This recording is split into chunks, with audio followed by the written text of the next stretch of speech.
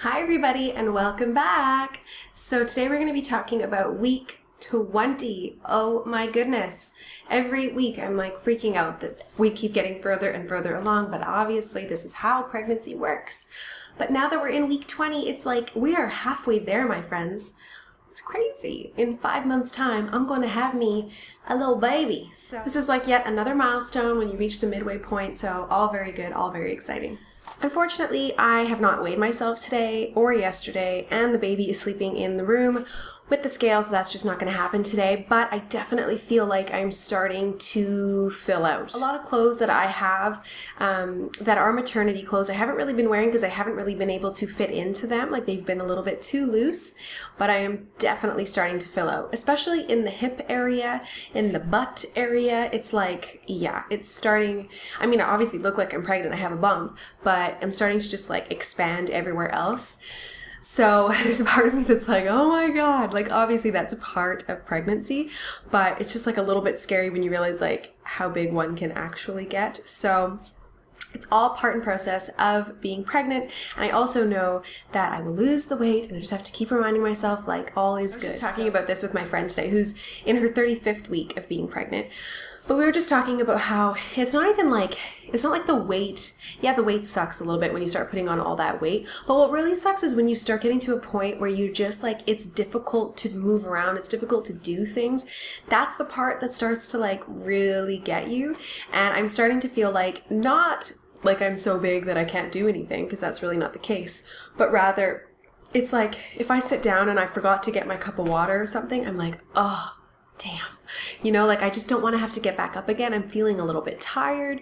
So that again is just part of the process, but it's just one of the sides that is like not the most enjoyable feature of being pregnant. In week 20, baby is the size of a banana, so definitely getting bigger. Fun fact about the baby this week is that they actually start to ingest a little bit of amniotic fluid, which might sound a little bit weird, but I mean, that's just the fluid that they're in. So they start to ingest a little bit of it, and that also means that they can actually start to taste things that I'm eating. So that's kind of cool.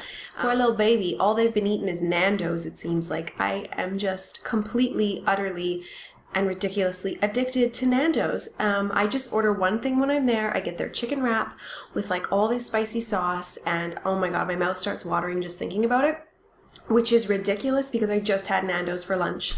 How can I be hungry again? But it just tastes so good.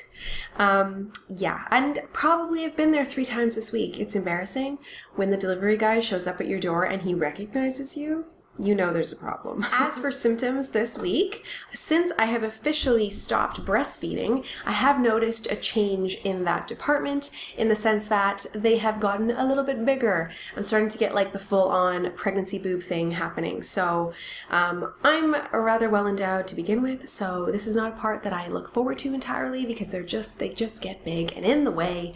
And but yeah, it's interesting how breastfeeding actually kind of held that symptom off a little bit, so that's a little bit weird. But yeah, I'm in my 2nd week of no breastfeeding.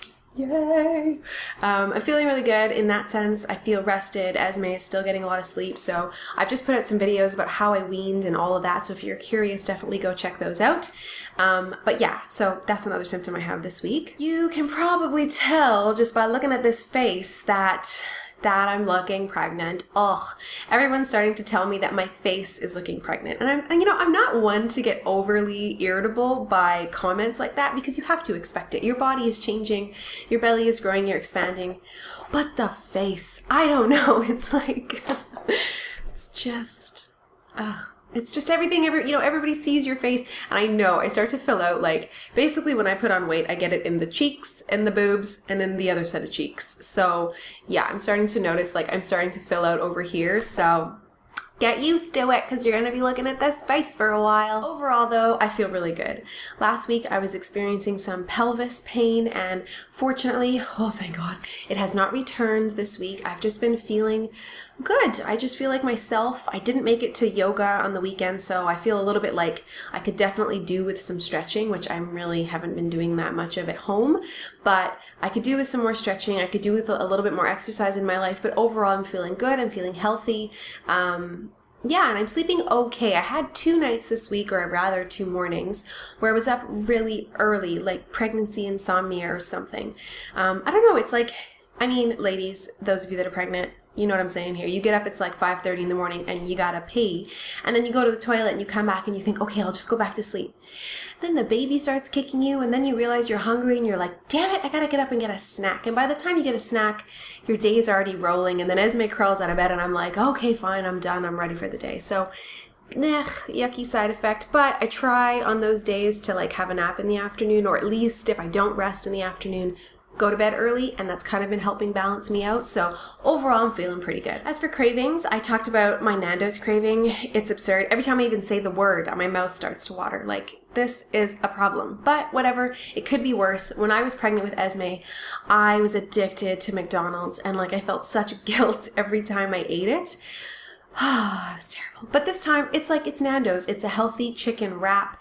The only unhealthy thing is that I get fries to go with it, but they really don't give you that much. It's not like in North America where they like heap fries on a plate. It's a rather normal size or a normal portion, so I don't feel too guilty eating it, and it tastes really yummy, so I go with it. This week, I was a little bit risque, and I had a glass of red wine, and it was delicious. I wouldn't say that it was like a normal-sized glass of red wine. It was like a baby portion, but my husband and I actually had like a little date. It was in the house, but still, and we watched a movie together. Actually, it was the movie 42 with Harrison Ford. It's actually pretty good. Baseball movie. I'm surprised I actually liked it, but I did. So I had a nice glass of wine. It tasted really good. It's funny when you are pregnant and you haven't had any alcohol in a really long time. Just like a little bit goes a long way. So it was just really nice, and of course, I chased it with like a giant glass of water. But yeah, pregnancy, they obviously suggest you don't drink alcohol while you're pregnant, but occasionally a glass of red wine is not going to do you any harm, especially in the 2nd trimester. So it was really enjoyable. And my doctor even suggests it, so if he says it's okay, I say it's okay. Another thing I've just had a taste for this past week is coffee, which is really weird because forever I've been telling you guys that I just don't want to drink coffee. But this week, I don't know, it's like come the afternoon, I'm just like, ooh, I could do with a nice decaf latte. So I've been doing that lately. The last thing, I mean, I wouldn't be able to not include this, but I mentioned that my in-laws sent me like 2 giant jars of Cheese Whiz. Well, probably every day except for today. Oh no, even today I had some at breakfast. I've been enjoying some Cheese Whiz on toast. It's delicious. I've been telling myself to like pace myself because it's obviously not gonna last, but it tastes too good and I can't pace myself. So I'm figuring I'll just eat it, and when it's gone, and c'est la vie. So it's been delicious. Peak of my week for sure was on the weekend. I hosted a surprise baby shower for one of my dear friends who is due in mid-November, and it was really fun.